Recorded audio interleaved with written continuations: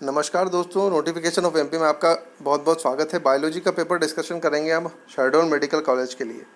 Which of the following belongs to the same genus solanum? Solanaceae से कौन belong करता है? सोलेनेसी से। इसमें राजमा और जौ नहीं है, राजमा और जौ नहीं है, गेहूँ और आम भी नहीं करते हैं। आदमी और घरेलू मच्छू है। आदमी करता है मेमेलिया से। घरेलू मक्खी का जो है वो है ऑर्थोपोडा। आलू और बैंगन सोलेनेसी, ये बिल्कुल सही आंसर है। सोलेनम जो वंश है उससे बिलोंग करता है, जीनस सोलेनम। देन उसके बाद में the branch of science that studies about the different kind of organism and their diversity along with the relationship between them is known as a. तो बायोडाइवर्सिटी भी नहीं होगा, क्लासिफिकेशन भी नहीं होगा, टेक्सोनोमी वर्गीकरण का जो सिद्धांत है उसमें डिफरेंट काइंड ऑफ ऑर्गेनिज्म मतलब सभी को जो है अलग अलग उसमें बांटा गया है। And diversity along with the relationship, तो इसमें टेक्सोनोमी जो है वर्गीकरण में हम लोग जो प्लांट और एनिमल क्लासिफिकेशंस होते हैं उनको कोरोलस लिनियस ने जो डिस्क्राइब किया था उसके अनुसार हम लोग जो गए हैं टेक्सोनोमी में पढ़ते हैं कि इन जीवों की विविधताओं के बारे में भी अध्ययन किया जाता है। What is the biological name of house fly?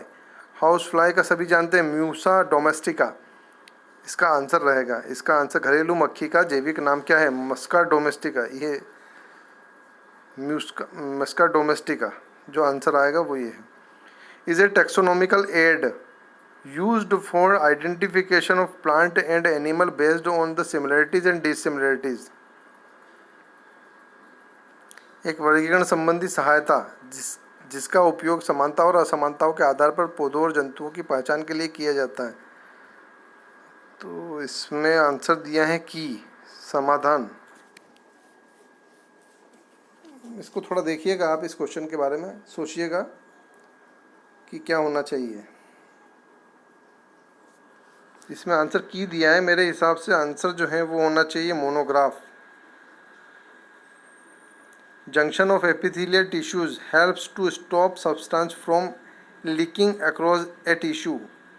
तो उसको क्या कहते हैं? तो इसको कहते हैं टाइट, घनिष्ठ। Is called as the swollen leaf base of some leguminosae plant. को कुछ फलीदार पौधों में सूजे पर्णाधार कहा जाता है। तो इसका आंसर होगा पल्विनस। ए आंसर है इसका। खाद्य पदार्थों को पत्तियों से पौधों के अन्य भागों में तक पहुंचाता है। तो कौन सा पहुंचाता है? फ्लोएम। जाइलम जो है वो पानी को जो है रूट से लीफ तक पहुंचाता है। तो अपना ये आंसर होगा food. Transport food materials from leaves to other parts of the plant is known as a phloem. What does PPLO stands for? PPLO pleuropneumonia like organism. Pleuropneumonia like organism. Parasitic pleuro like organism. Prokaryotic pneumonia like organism. तो इसका जो answer दिया है वो pleuro pneumonia like organism. Then next question है, which of the following is the key feature of metaphase of karyokinesis? Karyokinesis एक cell division की एक प्रोसेस होती है। निम्नलिखित में से कैरियोकाइनेसिस में मेटाफेज की प्रमुख विशेषता? गुणसूत्रों का स्पिंडल के मध्य में जो अपने गुणसूत्र होते हैं, स्पर्म्स होते हैं, वो एक लाइन में, एक सीधी लाइन में जो लग जाते हैं मेटाफेज में, वो इसकी विशेषता होती है। तो गुणसूत्रों को स्पिंडल के मध्य तक ले जाया जाता है। Chromosome are moved to spindle equator. इसका ए आंसर है। Which of the following is an example of macronutrients presents in plant tissues? तो मैक्रोन्यूट्रिएंट्स में न तो आयरन पाया जाएगा, न कॉपर है, न क्लोरीन है। पोटेशियम जो होता है वो सेल जो सेल मेम्ब्रेन होती है ना, उसमें भी जो है कैल्शियम चैनल वगैरह में इसमें भी काम आता है ये। तो पोटेशियम जो है वो मेजर जो रहेगा वो मैक्रोन्यूट्रिएंट्स रहेगा।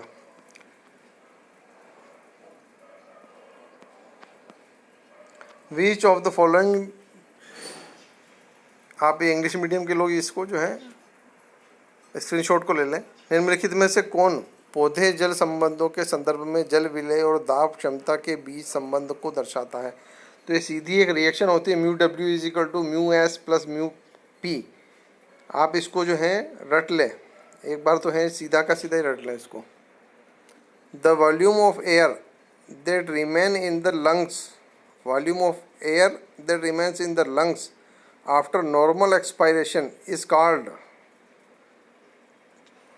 उसको क्या कहते हैं? तो इसमें कार्यात्मक अवशिष्ट क्षमता, फंक्शनल रेसिडुअल कैपेसिटी इसका आंसर है। In the given diagrammatic representation of a standard ECG, what does the T waves represents? T waves, तो it represents the return of ventricles from excited to normal state, excited to normal state में ये दिखाती हैं। तो अब ECG जिसको पढ़ना आती है वो भी इसमें पूछा जा रहा है पैरामेडिकल में। एक मानक ईसीजी दी गई आरेख की आकृति में टी धारा का क्या दर्शाती हैं? तो वह नीलय के उत्तेजित से सामान्य अवस्था में लौटने की को दर्शाती है। Which of the following is a male sex accessories duct? Prostate gland, prostate gland इसका आंसर है। निम्न में किसमें कौन सी पुरुष यौन सहायक नलिका है? तो इसमें पोरुष ग्रंथि जो होती है प्रोस्टेट ग्लैंड, वो इसका आंसर है। The milk produced by the mother during the initial few days of lactation is called which of the following? Colostrum जो होता है, जो गाढ़ा पीला दूध होता है उसको बोलते हैं हम लोग कोलेस्ट्रम, तो वो इसका आंसर है first, cholesterol. Embryological support for evolution was proposed by,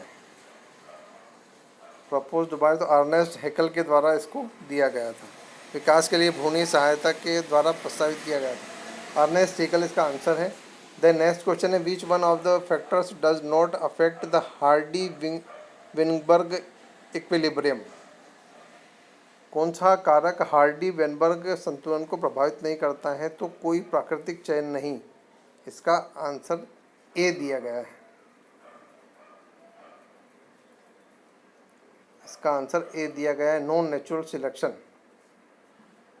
which of the gas is responsible for the puffed up appearance of dough used for making dosa और इडली?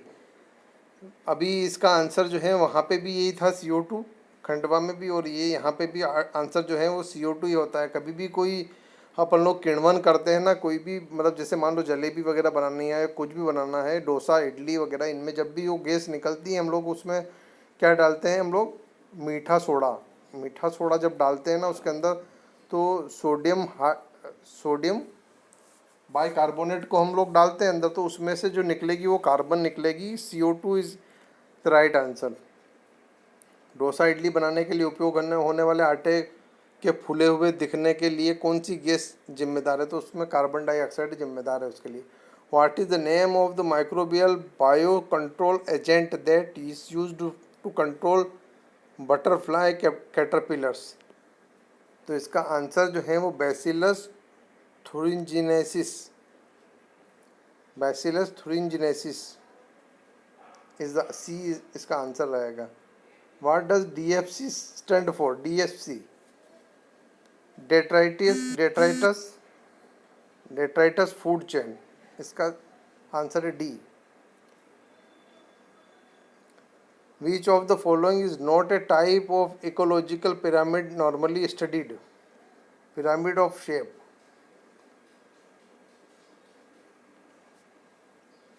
पिरामिड ऑफ शेप जो है इसका आंसर नहीं होता, इकोलॉजी का question है ये। विच of the following disease can not be treated with antibiotics? तो ब्रोंकाइटिस जो है उसको एंटीबायोटिक्स से ट्रीटमेंट उसका नहीं किया जा सकता। डिप्थीरिया का भी होता है, प्लेग का होता है, और कुष्ठ रोग लेप्रोसी का होता है। Plague, diphtheria and leprosy. DPT का एक टीका लगता है ना, DPT BCG, तो ब्रोंकाइटिस उसमें नहीं आता। ब्रोंकाइटिस जो एक अलग बीमारी है, सांस संबंधित बीमारी होती है। Which of the following is also known as a red blood cell RBC erythrocytes? इसका सीधा आंसर है। Which of the following is not a part of stomach located in the upper left portion of the abdominal cavity? तो duodenum ये तो abdominal cavity, stomach का कोई part ही नहीं। Duodenum उसका पार्ट है स्मॉल इंटेस्टाइन का, डिओडेनम जेनम बॉडी। निम्नलिखित में से कौन सा उदर गुहा के ऊपरी बाएं भाग में स्थित पेट का भाग नहीं है? तो ग्रहणी इसका भाग नहीं है। Which of the following protein works as an enzyme? Trypsin जो है एज एन एंजाइम वर्क करती हैं। तो ये हुआ आपका बायोलॉजी का पोर्शन, और मैंने इससे पहले केमिस्ट्री का पोर्शन आपको डिस्क्राइब करवाया है। आपको ये कैसा लगा है आप ज़रूर मेरे चैनल को लाइक कीजिए और सब्सक्राइब कीजिए, और नीचे कमेंट बॉक्स में ज़रूर बताइए कि कैसा लगा आपको। जय हिंद।